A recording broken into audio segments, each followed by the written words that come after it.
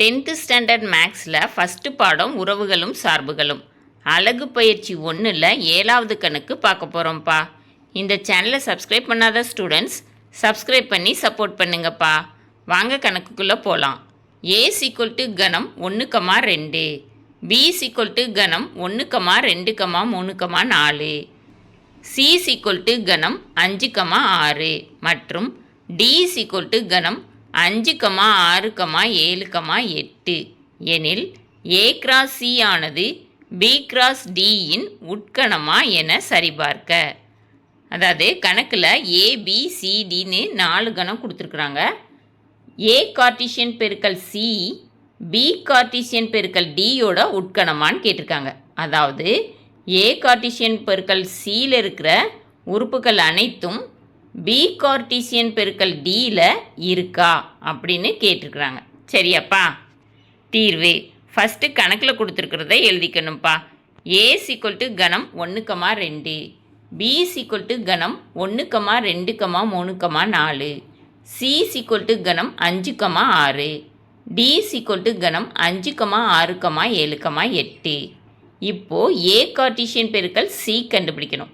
A × C = கணம் 1,2 cross கணம் 5,6. இப்போது இந்த 2 கணத்தையும் கார்ட்டீசியன் பெருக்கல் பண்ணணும். கணம் 1,5 1,6, 2,5 2,6. B கார்ட்டீசியன் பெருக்கல் D கண்டுபிடிக்கணும். அப்போ B × D = கணம் 1,2,3,4 கிராஸ் கணம் 5,6,7,8. இப்போது இந்த 2 கணத்தையும் கார்ட்டீசியன் பெருக்கல் பண்ணணும். சரியா? கணம் 1,5 1,6 1,7 1,8, 2,5 2,6 2,7 2,8, 3,5 3,6 3,7 3,8, 4,5 4,6 4,7 4,8. இப்போது A × Cயோட உறுப்புகள் B × Dயில் இருக்கான்னு கண்டுபிடிக்கணும். A × Cயில் 1,5 இருக்குது, B × Dலையும் 1,5 இருக்குது.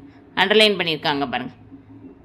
A × Cயில் 1,6 இருக்குது, B × Dலையும் 1,6 இருக்குது. A × Cயில் 2,5 இருக்குது, B × Dலையும் 2,5 இருக்குது.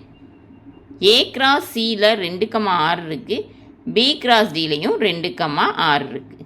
அப்போ A × C ஆனது B × Dயோட உட்கணம். சரியாப்பா? A × Cயில் உள்ள உறுப்புகள் அனைத்தும் B × Dயில் உள்ளது. A × C ஆனது B × Dயின் உட்கணம் ஆகும். இதை எப்படி எழுதலாம்னா A × C உட்கணம் B × D. ஓகேவாப்பா? இந்த வீடியோ பிடிச்சிருந்துச்சுன்னா லைக் பண்ணுங்கள், ஷேர் பண்ணுங்கள், சப்ஸ்கிரைப் பண்ணுங்கள். ஓகேவாப்பா? Thank you students.